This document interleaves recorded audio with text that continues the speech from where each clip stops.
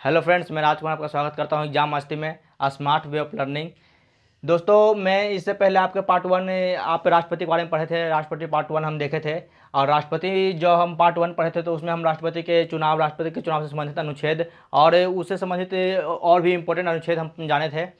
और इस part one हम जो लाए हैं पार्ट टू इसका है राष्ट्रपति का। तो राष्ट्रपति पार्ट टू है ये। राष्ट्रपति पार्ट टू में हम राष्ट्रपति पार्ट वन में सबसे पहले हम क्या पढ़े थे, अनुच्छेद 71 तक हम पढ़े थे और राष्ट्रपति का ये पार्ट टू है। और इसमें भी हम इसके कुछ इंपॉर्टेंट अनुच्छेद देखेंगे और इससे संबंधित कुछ इसकी कार्य शक्तियाँ, इसकी न्यायिक शक्तियाँ के इसके बारे में जानेंगे, इसके बारे में पढ़ेंगे पार्ट टू की में इसके। और इस वीडियो में हम राष्ट्रपति को पूरा क्लियर करेंगे, इसके बारे में पूरा विस्तार से हम समझेंगे। और राष्ट्रपति का उम्मीद करता हूं कि जब ये दोनों वीडियो आप पूरी तरह से आप देख लेंगे, पूरी तरह से आप इसको जान लेंगे, तो आपको उम्मीद करता हूं कि मैं एक भी क्वेश्चन में दावा करके साथ कह सकता हूं कि आपको एक भी क्वेश्चन राष्ट्रपति से छूटने वाला नहीं है। बस आप दोनों वीडियो, आपका इससे जो पहले वाला वीडियो बना था राष्ट्रपति पार्ट वन का, इसका भी डिस्क्रिप्शन में, इस वीडियो के डिस्क्रिप्शन में इसका लिंक मिल जाएगा और आई बटन पे भी इसका आपको मिल जाएगा। तो सबसे पहले इसका पार्ट वन देखिए, फिर पार्ट टू देखिए, आपको राष्ट्रपति पूरा क्लियर होगा। और राष्ट्रपति से मैं एकदम दावे के साथ कह सकता हूं कि इसका एक भी क्वेश्चन राष्ट्रपति से संबंधित आपको नहीं छूटेगा और राष्ट्रपति से अनुच्छेद से तो एकदम नहीं छूट सकता है। तो आइए राष्ट्रपति टू स्टार्ट करते हैं। और इससे पहले स्टार्ट करने से पहले मैं आपके लिए एक बहुत ही बढ़िया मोटिवेशनल शायरी लाया हूँ। तो सबसे पहले एक मोटिवेशनल शायरी देखते हैं।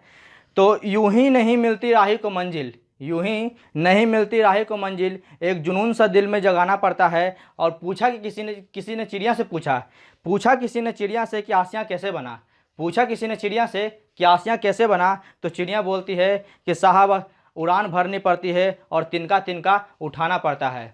ठीक है, तो ये शायरी आपको समझ में आ रही है, शायरी आपको दिल छू गया होगा। तो साथ ही सबसे पहले मैं कहूँगा कि एक बार चैनल को जोरदार एकदम शेयर कर दें और शेयर करने के साथ आइए पढ़ाई स्टार्ट करते हैं और चैनल को साथ में लाइक कर दें। तो आइए पढ़ाई स्टार्ट करते हैं, देखते हैं राष्ट्रपति का पार्ट टू। ये पार्ट टू है राष्ट्रपति का। तो राष्ट्रपति जिसमें हम फर्स्ट वीडियो जो हम देखे थे राष्ट्रपति का, जब हम पढ़े थे पार्ट वन पढ़े थे, तो हम उसमें देखे थे कि राष्ट्रपति के अनुच्छेद 71 तक 71 तक हम देखे थे, जिसमें राष्ट्रपति के चुनाव से संबंधित मामले यानी कि राष्ट्रपति का अगर चुनाव से संबंधित जो वाद विवाद होते हैं, राष्ट्रपति चुनाव से संबंधित जो मामले होते हैं, वह किस न्यायालय में जाता है, किस न्यायालय में दर्ज होता है। तो राष्ट्रपति के चुनाव से संबंधित जितने भी वाद विवाद के जो भी मामले होंगे वो कहाँ, सर्वोच्च न्यायालय में यानी कि उच्चतम न्यायालय में जाता है। उच्चतम न्यायालय में इसके वाद विवाद से संबंधित मामले जाते हैं, ये याद रखिएगा। ठीक है, और अगर मैंने साथ में आपको इसमें ये भी बताया था कि अगर राष्ट्रपति को कोई भी चुनाव संबंधित जो मामले होते हैं और साथ में अगर उच्चतम न्यायालय का जो न्यायाधीश होते हैं, तो उच्चतम न्यायालय के न्यायाधीश अगर राष्ट्रपति को क्या करते हैं, अवैध घोषित कर देते हैं। तो अवैध घोषित करते हैं तो राष्ट्रपति को अवैध घोषित करने के दौरान यानी कि अमान्य घोषित कर देते हैं। तो अवैध यानी अमान्य, तो अवैध घोषित कर देते हैं अगर किसी राष्ट्रपति को उच्चतम न्यायालय के न्यायाधीश, तो उसके द्वारा जो किए गए कार्य रहते हैं, तो उसके राष्ट्रपति के द्वारा किए गए कार्य अवैध घोषित नहीं मानते हैं, वो कार्यरत ही रहते हैं। तो अनुच्छेद 71 तक हम पार्ट वन में देखे थे। ठीक है, अनुच्छेद 71 तक हम देखे थे। अब देखते हैं अनुच्छेद 72 से स्टार्ट करते हैं। तो अनुच्छेद 72 यानी कि 72, अनुच्छेद 72 में क्या है, क्षमा दान करने की शक्ति। क्या है, क्षमा दान करने की शक्ति। किसी को क्षमा दान करने की शक्ति क्या है, क्षमा दान करने की शक्ति कहने का तात्पर्य यह हो गया कि किसी को अगर उच्चतम न्यायालय से या फिर किसी भी न्यायालय से अगर इसको किसी भी अपराधी को जैसे कि अगर उम्र कैद की सज़ा दे दी जाए, मृत्युदंड की सज़ा दे दी जाए, या फिर किसी भी तरह की सज़ा दे दी जाए, या फिर सैन्य न्यायालय से किसी को सज़ा दे दी जाए, किसी अपराधी को, तो उसको क्षमा करने की शक्ति किसके पास है, राष्ट्रपति के पास है। सबसे बड़ी बात यह है कि अगर सैन्य न्यायालय से अगर कोई भी, देखिए, क्षमा करने की शक्ति राष्ट्रपति के पास है और क्षमा करने की शक्ति राज्यपाल के पास है। तो राज्यपाल के पास भी है क्षमा करने की शक्ति। तो राज्यपाल के पास जो पास शक्ति है उसमें उसके राज्यपाल के बारे में हम जानेंगे। तो दोनों के पास हालांकि क्षमा करने की शक्ति तो है, लेकिन इसमें मुख्य बात क्या है कि कभी कभी क्वेश्चन इससे ये पूछा जाता है कि अगर किसी अपराधी को मृत्युदंड दे दी जाए, तो उसको क्षमा करने की शक्ति किसके पास है। तो उसको क्षमा करने की शक्ति किसके पास है, राष्ट्रपति के पास है, ना कि राज्यपाल के पास होती है। ठीक है। तो इस तरह के क्वेश्चन जो बनते हैं ये खास करके अगर किसी सैन्य न्यायालय से किसी अपराधी को अगर किसी को अपराधी को अगर दोषी ठहराया जाता है तो उसको किसी अपराधी को अगर दोषी ठहराया गया या फिर उसको मृत्युदंड की सजा दे दी गई तो उसको सैन्य न्यायालय की अगर बात की जाए है, सैन्य न्यायालय से अगर किसी को दिया जाता है तो उसको भी क्षमा करने की शक्ति राष्ट्रपति के पास है, केवल राष्ट्रपति के पास ही है। और ऐसे अगर किसी कोर्ट से अगर सजा दी जाती है तो उसको कम करने की शक्ति, या फिर अगर किसी को उम्र कैद की सजा दे दी गई तो उसको कम करने की शक्ति वो राज्यपाल और राष्ट्रपति दोनों के पास होती है। ठीक है, तो ये आप क्षमा करने की शक्ति देख लिया किसके तहत, अनुच्छेद 72 अनुच्छेद 72 के तहत आप देखती है। तो साथ में आप देखते हैं क्या नेक्स्ट हमारा अनुच्छेद 74 74। अनुच्छेद 74 क्या है, तो इसमें कहा है कि मंत्रिपरिषद का राष्ट्रपति को सलाह एवं सहयोग प्रदान करना। मंत्रिपरिषद, कौन सा मंत्रिपरिषद? मंत्रिपरिषद वो जो प्रधानमंत्री का मंत्रिपरिषद, प्रधानमंत्री का मंत्रिमंडल, प्रधानमंत्री का जो मंत्रिमंडल बनता है वो कैसे बनता है, तो प्रधानमंत्री का जो मंत्रिमंडल बनता है यानी कि प्रधानमंत्री के सहयोग से एक मंत्रिमंडल का निर्माण किया जाता है। किसके द्वारा? राष्ट्रपति के द्वारा ही उन मंत्रियों को नियुक्त किया जाता है, प्रधानमंत्री के सहयोग से किया जाता है। और उस जो मंत्रिमंडल के जो चुनाव करते हैं, नियुक्त करते हैं जो मंत्रियों को मंत्रिपरिषद का, तो जो उन मंत्री का कोई भी अगर राष्ट्रपति कार्य करते हैं तो वो इस मंत्रिपरिषद के सहयोग से, मंत्रिपरिषद के सलाह से और सहयोग से वह कार्य करते हैं। और इसमें क्या होता है कि अगर मंत्रिपरिषद, जैसे कि अगर ये मंत्रिमंडल जो होता है, अगर कोई भी अगर ये अध्यादेश जारी करने जा रहे हैं, बात का मतलब राष्ट्रपति अगर कहीं अध्यादेश जारी करने जा रहे हैं और यहाँ से अगर मंत्रिपरिषद से अगर वो सलाह लेते हैं तो अगर मंत्रिपरिषद अगर वो कहता है कि हाँ जारी कीजिए, सलाह वो अपना देता है जारी कीजिए, तो कुछ समय के लिए अगर ये जारी करने की सलाह देता है तो इनको मानने के लिए बाध्य होगा कौन? राष्ट्रपति ये सलाह मानने के लिए बाध्य होते हैं। सबसे बड़ी बात ये है, राष्ट्रपति ये सलाह मानने के लिए बाध्य होते हैं, ये बात ध्यान रखिएगा। तो राष्ट्रपति अनुच्छेद 74 में इस बात को कहा गया है। तो ये क्वेश्चन अगर बन जाए कि मंत्रिपरिषद द्वारा सलाह ले या सहयोग देने का जो प्रदान है वह किस अनुच्छेद के तहत है राष्ट्रपति को, तो अनुच्छेद 74 के तहत। ठीक है, फिर अनुच्छेद 75 में क्या है? अनुच्छेद 75 यानी कि अनुच्छेद 75 इससे है कि मंत्रियों से संबंधित प्रावधान यानी कि उनकी नियुक्ति। अनुच्छेद 75 में सबसे बड़ी बात क्या है कि अनुच्छेद 75 में राष्ट्रपति द्वारा नियुक्त किए गए, यानी कि मैंने आपको बताया कि इन मंत्रियों के जो मंत्रिपरिषद की नियुक्ति होता है राष्ट्रपति के द्वारा होता है। और सबसे बड़ी बात कि अनुच्छेद 75 में क्या है कि प्रधानमंत्री की नियुक्ति भी राष्ट्रपति के द्वारा ही होती है। राष्ट्रपति किसी को भी प्रधानमंत्री नियुक्त कर सकता है, इसका मतलब ये नहीं कि आप किसी को भी आपको उठा करके प्रधानमंत्री बना दें, इसका मतलब ये नहीं है। प्रधानमंत्री नियुक्त करने का मतलब है कि दोनों सदन, जैसे कि संसद के दोनों सदन लोकसभा और राज्यसभा हो गए, तो दोनों सदन में जो अधिक बहुमत के साथ होगा उसको राष्ट्रपति प्रधानमंत्री नियुक्त कर सकते हैं। अन्यथा वह किसी को भी अगर प्रधानमंत्री नियुक्त करते हैं राज्य से संबंधित तो उसे एक निश्चित टाइम दिया जाता है कि वह किसी भी सदन में बहुमत हासिल करे। तो प्रधानमंत्री की नियुक्ति के संबंधित सबसे ये याद रखिए 75 में विशेष यही है इसमें कि नियुक्ति से संबंधित प्रधानमंत्री की नियुक्ति कौन करता है? प्रधानमंत्री को नियुक्त कौन करता है? तो राष्ट्रपति प्रधानमंत्री को नियुक्त करते हैं, उसको शपथ दिलाते हैं गोपनीयता के साथ। तो प्रधानमंत्री को नियुक्त करने की शक्ति भी राष्ट्रपति के पास है। और किस अनुच्छेद के तहत है? तो अनुच्छेद 75 अनुच्छेद 75 के तहत राष्ट्रपति को यह शक्ति प्रदान की गई है। ठीक है, फिर अनुच्छेद 76 क्या? अनुच्छेद 76 क्या है? तो राष्ट्रपति का महान्यायवादी की नियुक्ति भी कौन करता है? राष्ट्रपति करते हैं। किस अनुच्छेद के तहत? तो अनुच्छेद 76 के तहत। अनुच्छेद 77 में क्या कह रहा है? तो अनुच्छेद 77 कहता है कि भारत सरकार द्वारा कार्यवाही का संचालन, यानी कि राष्ट्रपति का जो कार्य शक्तियाँ होती है, जैसे कि विधायी शक्तियाँ हो गई, न्यायिक शक्तियाँ हो गई, सैन्य शक्तियाँ हो गई, तो राष्ट्रपति की कार्य शक्तियाँ यानी कि अगर कोई भी कार्य भारत सरकार द्वारा अगर कोई भी कार्य करा जा रहा है तो वह राष्ट्रपति के नाम पर किया जाएगा। जैसे अगर किसी अंतर्राष्ट्रीय हो चाहे राष्ट्रीय हो, अगर किसी देश से आप संधि कर रहे हैं, किसी देश से अगर प्रधानमंत्री अगर संधि कर रहे हैं तो वह कार्य भी अगर कहीं अगर राजदूत अगर भेजा जाता है, आप राजदूत के बारे में सुनते होंगे, तो अगर कहीं राजदूत भी भेजा जाता है तो वह राष्ट्रपति के द्वारा भेजा जाता है। अगर कोई संधि की जा रही है तो वह राष्ट्रपति के नाम पर संधि की जाएगी। तो इसका मतलब ये होगा कि राष्ट्रपति कोई भी अगर कार्य भारत सरकार द्वारा किया जा रहा है, भारत सरकार द्वारा अगर कोई भी कार्य अंतर्राष्ट्रीय हो चाहे राष्ट्रीय हो, अगर प्रधानमंत्री जी कोई भी कार्य कर रहे हैं तो कार्यकारी प्रमुख तो हालांकि वही होते हैं। कार्यकारी कार्य तो हालांकि देखते हैं कि आप अधिकतर कार्य जो देखते होंगे प्रधानमंत्री के द्वारा सुनते होंगे। तो कोई भी कार्य अगर भारत सरकार द्वारा किया जाता है तो खास करके याद रखिए कि अनुच्छेद 77 के तहत, अनुच्छेद 77 के तहत राष्ट्रपति के नाम पर कोई भी कार्य किया जाता है, ये याद रखिएगा, अनुच्छेद 77 के तहत। फिर अनुच्छेद 78 क्या कहता है, अनुच्छेद 78 क्या कहता है, तो राष्ट्रपति सूचना प्रदान करने जो संबंधित या प्रधान होंगे, यानी कि किसके द्वारा, अगर प्रधानमंत्री कोई भी कार्य कर रहे हैं तो प्रधानमंत्री, अगर राष्ट्रपति उसको सुनने योग्य हैं, यानी कि राष्ट्रपति अगर वह सुनना चाहते हैं, उनको अगर प्रधानमंत्री के द्वारा किए गए कार्य में उनको रुचि है तो वह उस सूचना को इम्पोर्टेंट समझते हैं तो राष्ट्रपति उस सूचना को पा सकते हैं, किसके द्वारा, प्रधानमंत्री के द्वारा। प्रधानमंत्री का कर्तव्य बनता है, प्रधानमंत्री का यह कर्तव्य बनता है अनुच्छेद 78 के तहत कि अगर वह किसी भी संबंधित कोई भी अगर क्यों ना हो, कि किसी भी वाद विवाद हो, चाहे तो कोई ने अगर संधि हुआ हो, तो कोई भी अगर कार्य किया जा रहा है, कोई भी प्रधानमंत्री द्वारा अगर कोई कार्य करते हैं तो उनको प्रधानमंत्री का कर्तव्य बनता है कि यह राष्ट्रपति को यह सूचना प्रदान करें। ठीक है, भारत में कोई भी कार्य किया जा रहा है तो या फिर अंतर्राष्ट्रीय ही क्यों ना हो, राष्ट्रीय हो चाहे अंतर्राष्ट्रीय हो, प्रधानमंत्री का यह कर्तव्य बनता है कि वह राष्ट्रपति को सूचना प्रदान करें, किसके तहत, तो अनुच्छेद 78 के तहत यह कर्तव्य बनता है प्रधानमंत्री का। और अनुच्छेद 85 क्या है, यानी कि 85 क्या है, तो संसद के सत्रवासन और उसको भंग करने की शक्ति, यानी कि लोकसभा को भंग करने की शक्ति किसके पास है, राष्ट्रपति के पास है।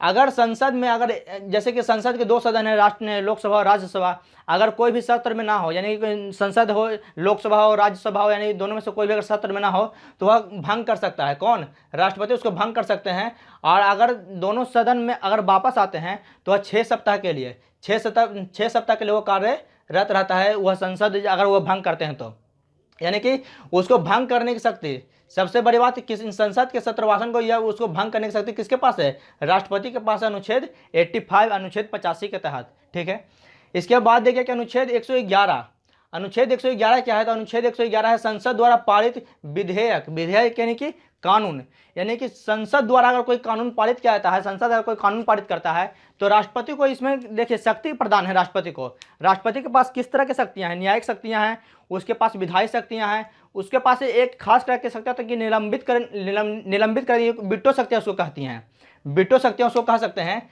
तो राष्ट्रपति के पास बिट्टो शक्तियां रहता है, तो राष्ट्रपति के पास 3 तरह की बिट्टो शक्तियां होता है, जिसमें कि पॉकेट बिट्टो शक्ति होता है जो खास होता है।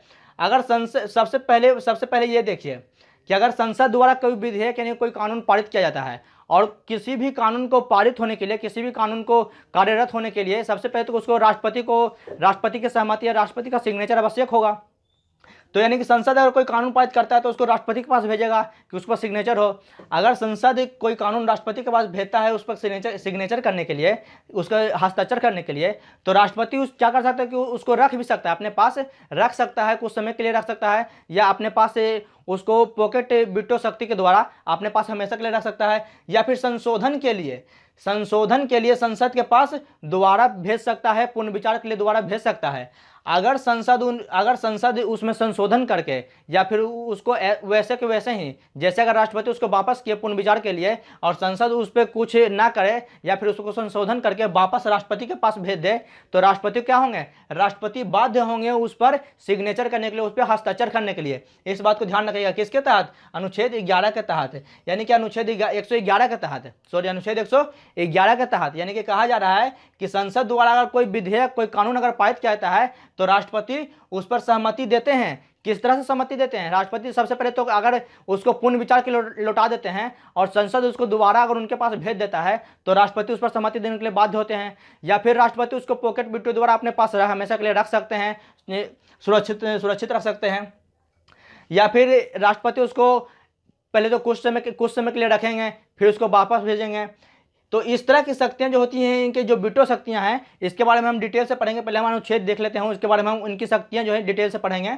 तो इतना खाली याद रखिए कि संसद द्वारा कोई विधेयक भेजा जाता है राष्ट्रपति के पास तो राष्ट्रपति को उसको परेशान करना पड़ता है या फिर उसको रखना पड़ता है। ठीक है, तो राष्ट्रपति, इसके बाद आता है अनुच्छेद 123। अनुच्छेद 123 में क्या है, अध्यादेश जारी करने की शक्ति। अध्यादेश जारी कब होता है, अध्यादेश जारी तब होता है जैसे कि देखिए अनुच्छेद 85 में पढ़े थे कि संसद के भंग करने की शक्ति, यानी कि संसद के जो 2 सदन है, राज्यसभा और लोकसभा, उसमें से अगर कोई भी एक सदन भी अगर ना हो उपस्थित तो उस समय राष्ट्रपति क्या कर सकते हैं, अध्यादेश जारी कर सकते हैं। अध्यादेश राष्ट्रपति जारी कर भी सकते हैं और राष्ट्रपति उसको हटा भी सकते हैं। किसको, अध्यादेश को हटा भी सकते हैं। और अध्यादेश जारी करने के बाद अगर संसद सत्र में हो, संसद अगर कार्यरत हो, दोनों सदन अगर उपस्थित हों, लोकसभा और राज्यसभा दोनों अगर कार्यरत हों, अगर वो दोनों अगर आ जाते हैं तो 6 सप्ताह के लिए यह अध्यादेश जारी रहता है। ठीक है, ये याद रखिएगा। यानी कि अनुच्छेद 123 के तहत राष्ट्रपति अध्यादेश जारी कर सकते हैं, ये विशेष करके याद रखिए, अनुच्छेद 123 के तहत।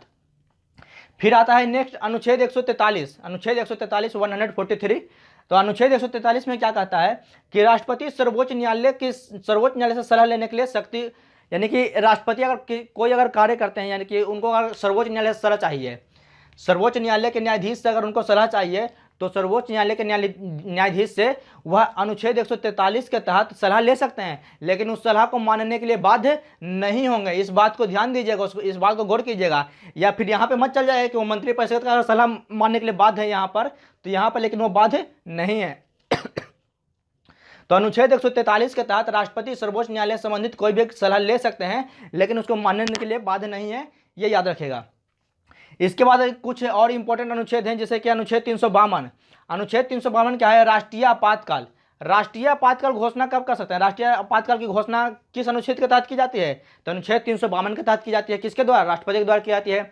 तो राष्ट्रीय आपातकाल की घोषणा किस अनुच्छेद के तहत की जाती है, सबसे बड़ी बात यह है 352 के तहत। राष्ट्रीय आपातकाल की घोषणा किस कारण से की जा सकती है, तो राष्ट्रीय आपातकाल की घोषणा तब की जा सकती है जब अगर राष्ट्रपति देखें कि अगर भारत पर कोई संकट हो, भारत पे अगर कोई खतरा मंडरा रहा हो, उस पर कोई विद्रोह या कोई बाहरी आक्रमण होने जा रहा हो, तो राष्ट्रपति उस समय राष्ट्रपति क्या कर सकते हैं, राष्ट्रीय आपातकाल की घोषणा कर सकते हैं। किसके तहत, अनुच्छेद 352 के तहत, ये याद रखिएगा।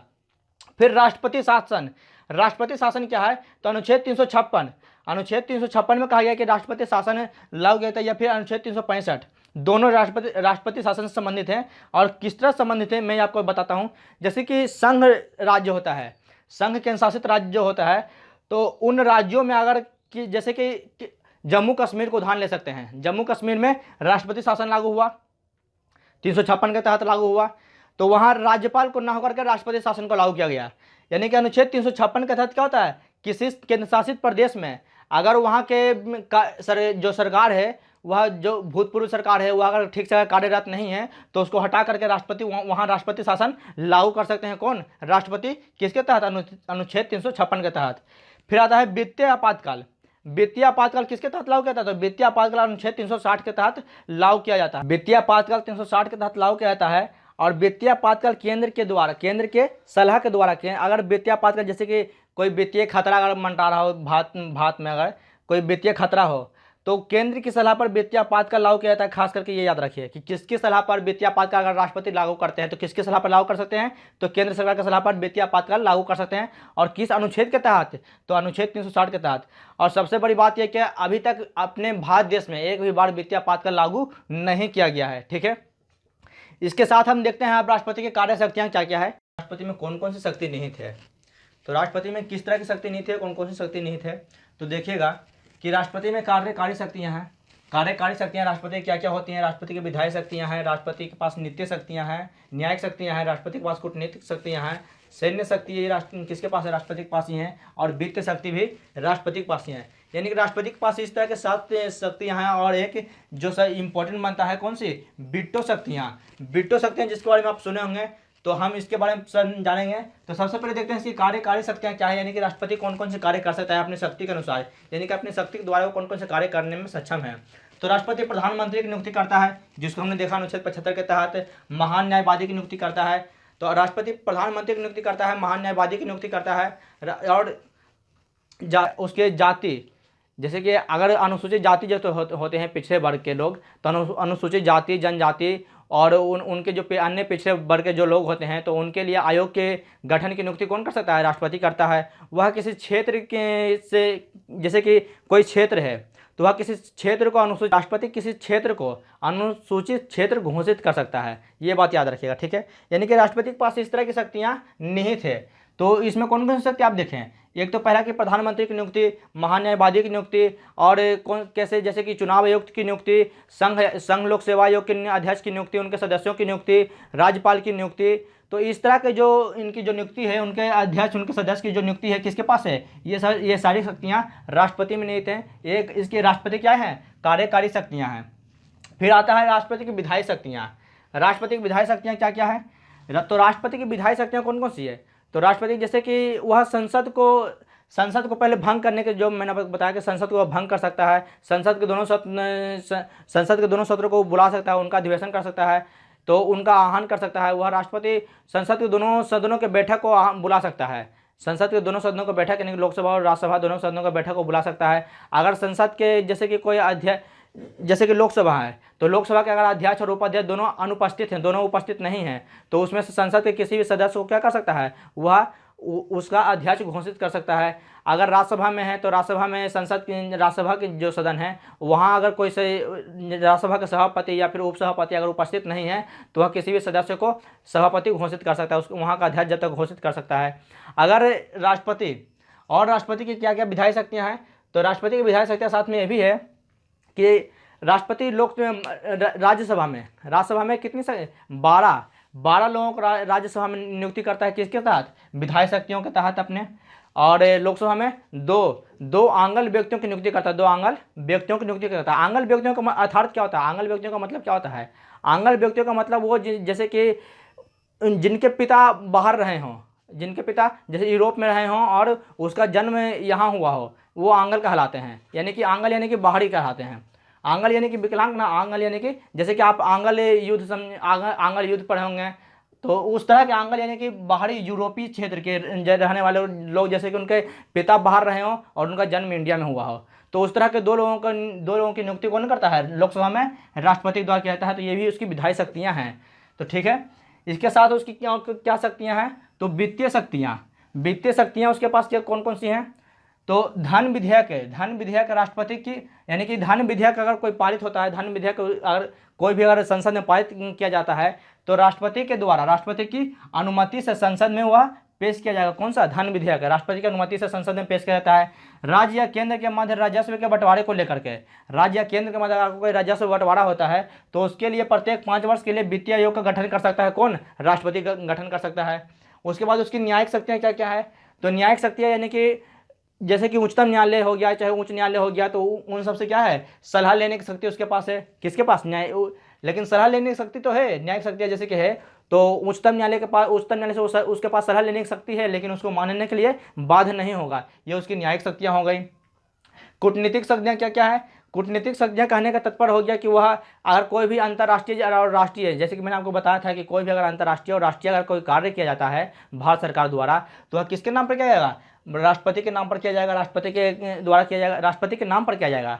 और कोई भी हस्ताक्षर या तो कोई संधि की जाती है, किसी देश से संधि की जाती है, तो राष्ट्रपति के नाम पर किया जाएगा। और ये सब क्या होता है, ये सब कूटनीतिक शक्ति के अंतर्गत आता है। ठीक है, तो यानी कि कूटनीतिक शक्तियाँ क्या है, राष्ट्रपति में नहीं थे, जैसे कि कोई भी राष्ट्रीय संधि या फिर भारत सरकार द्वारा कोई भी अंतर्राष्ट्रीय राष्ट्रीय कार्य किए जाते हैं, तो वह राष्ट्रपति के नाम पर किए जाते हैं।